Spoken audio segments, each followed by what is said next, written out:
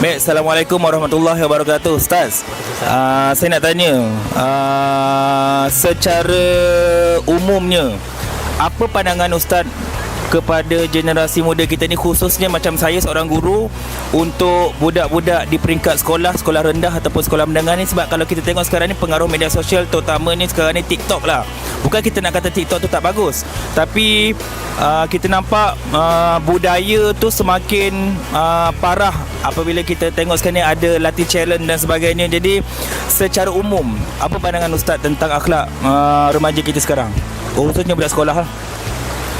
Okey, kalau kita tengok remaja sekarang ni, memang dia zaman remaja ni memang zaman dia nak mencuba benda-benda yang hebat, benda-benda yang ekstrim, benda-benda yang mencabar diri dia sendiri. Kadang-kadang dia tak mampu buat tapi dia nak buat juga. Memang jadi macam itu. Tapi dia, bila kita tengok remaja sekarang, dia akan ada 3 jenis. Satu yang jenis dia okey, dia tak buat benda-benda yang tak elok, dan dia betul-betul taat apa-apa benda yang dipesan guru, mak ayah dan agama. Yang kedua ni dia taat pun tidak, dia nak cuba pun tidak, tapi dia hanya ikut dia je. Dia buat dono, apa dia trend sekarang pun dia tak ikut, tapi apa-apa yang orang pesan pun dia tak nak ikut. Dua-dua dia duduk tengah-tengah. Dan yang ketiga ni, dia memang tak nak dengar langsung, tapi benda-benda tak elok semua dia nak cuba. Yang tu yang paling parah, itu yang bahaya. Yang tengah-tengah tadi masih boleh dikontrol lagi lah, sebab dia tak cuba, tapi apa yang orang nasihat dia tak nak buat. Tapi kalau kita tengok, rata-rata memang menggusarkan hati lah, sebab zaman sekarang ni tambah pula ada media sosial, lepas tu macam-macam budaya yang tak elok datang, dan remaja ni pula cepat dia terpengaruh. Yang paling kita takut budak-budak di sekolah lah, bila mana dia terpengaruh di luar sekolah, dia akan bawa benda tu masuk ke dalam sekolah. Yang tu yang kita takut lah kan, cikgu kan.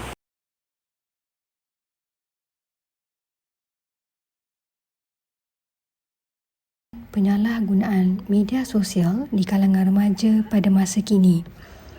Pengaruh media masa yang khususnya kepada media sosial dari segi mempengaruhi tingkah laku sosial remaja tidak dapat dinafikan kesannya.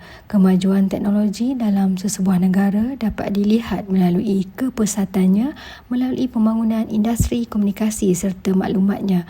Namun, setiap individu mempunyai tahap pengaruh media sosial yang berbeza. Keadaan ini berlaku kerana perbezaan budaya yang telah mempengaruhi sikap individu serta hubungan sosial mereka.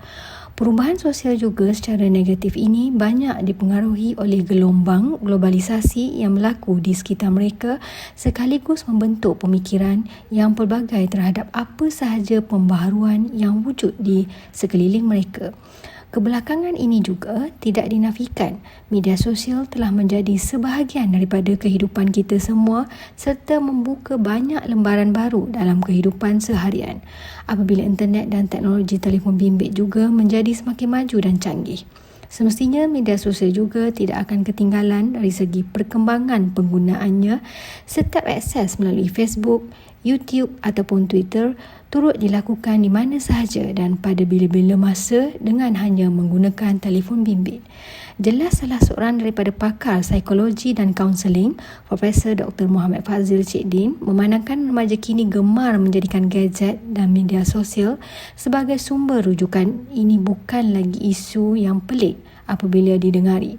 Sebahagian besar remaja telah mengambil jalan untuk menjadikan aplikasi untuk mengakses perkara negatif dan tidak berfaedah, walaupun banyak perkara yang berfaedah dapat dipelajari melalui media sosial. Antara dua isu yang berkaitan aspek media dan masyarakat yang dikenal pasti adalah, yang pertama, bertindak ganas. Tingkah laku individu itu sendiri, antaranya bertindak ganas, membuat perkara-perkara yang menyalahi undang-undang. Tingkah laku sebegini dapat dikenal pasti apabila isi kandungan yang dipaparkan oleh media, sama ada di televisyen, media sosial, TikTok dan lain-lain, mempunyai pengaruh yang sangat besar terhadap sikap seseorang, terutamanya golongan remaja.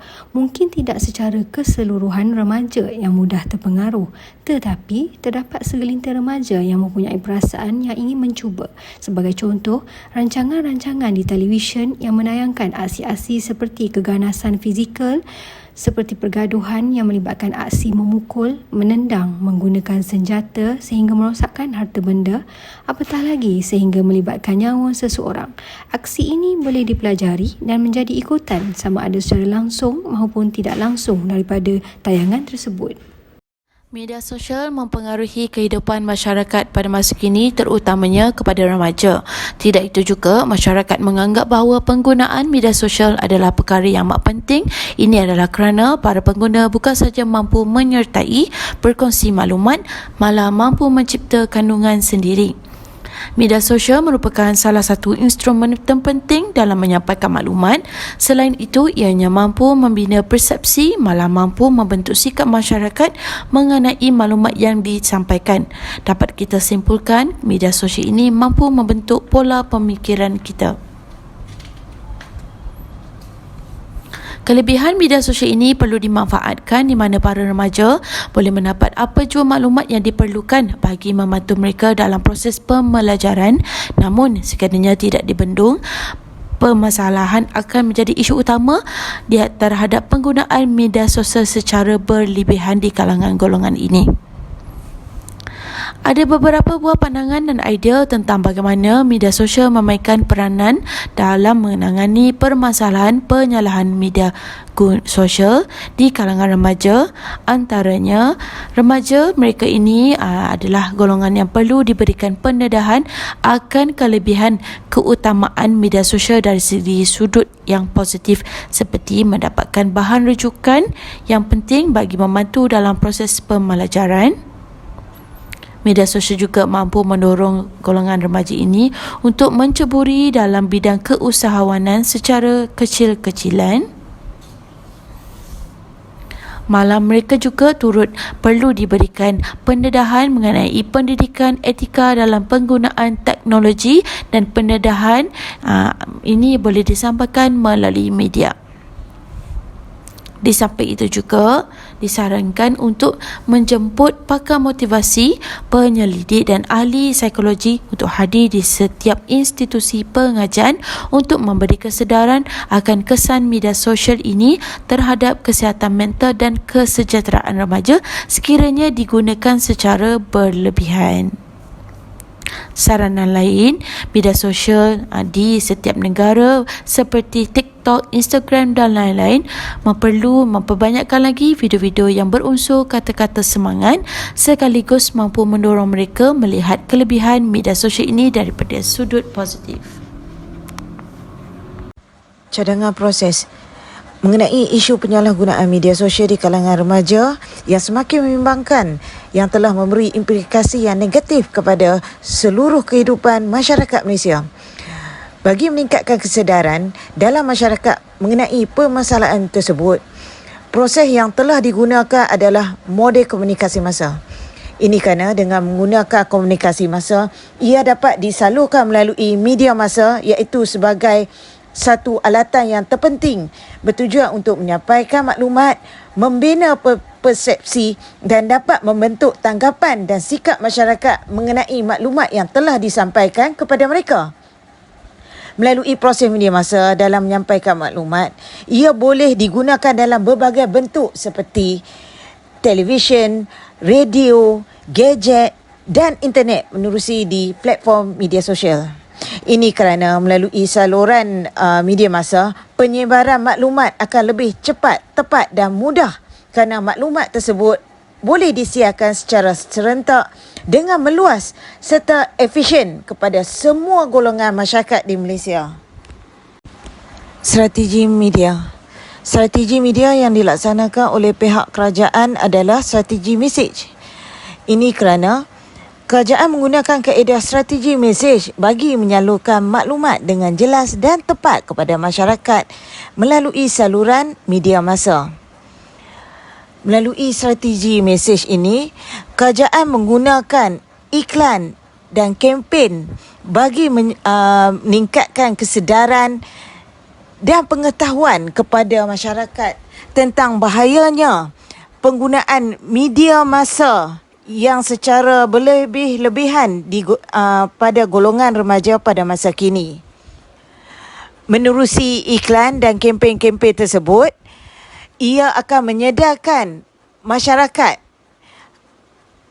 agar menghadkan penggunaan gadget di media sosial oleh anak-anak mereka dengan melakukan aktiviti riadah dan berkomunikasi secara dua hala sambil mengeratkan hubungan kekeluargaan.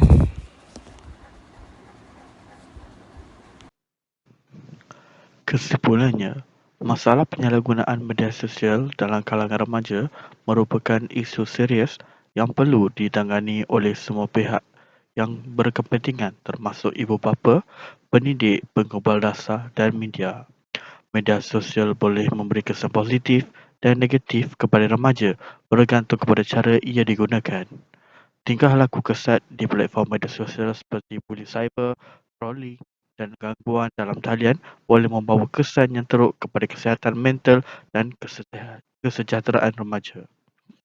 Oleh itu, adalah penting untuk menggalakkan penggunaan media sosial yang bertanggungjawab dalam kalangan remaja, menekankan potensi yang bermanfaat sambil meningkatkan kesedaran tentang risiko dan bahaya yang berkaitan dengan penyalahgunaan. Dengan kerjasama untuk membangunkan strategi dan penyelesaian yang berkesan, ia boleh membantu memastikan media sosial kekal sebagai ruang yang selamat dan positif untuk remaja berhubung dan berkomunikasi antara satu sama lain.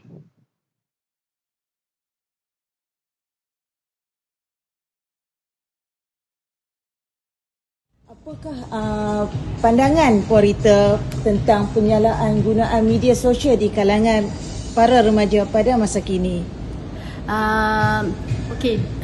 Penggunaan media sosial ni kita tak boleh nak sekat lah sebab ia menjadi trend pada masa kini. Namun kita sebagai orang dewasa ataupun ibu bapa ataupun penjaga perlu memantau apa yang dikeluarkan oleh remaja-remaja sana. Kalau ia berbentuk ilmiah, kebaikan, tak salah saya rasanya. Tetapi sekiranya ia boleh menjejaskan maruah, menjejaskan keselamatan dan juga menjejaskan pelbagai pihak, ia perlu diambil kira lah. Di sini MC ataupun kementerian memainkan peranan juga untuk turut bersama untuk memastikan penyalahgunaan media sosial ni tidak begitu ketara di kalangan pengguna. Bukan saja pelajar atau remaja, malah dewasa juga ada juga yang berperangai melampaui batas. Jadi seeloknya kita guna ke arah kebaikan yang tidak menyinggung mana-mana pihak ataupun tidak menyakiti mana-mana pihak ataupun tidak menyakiti diri sendiri.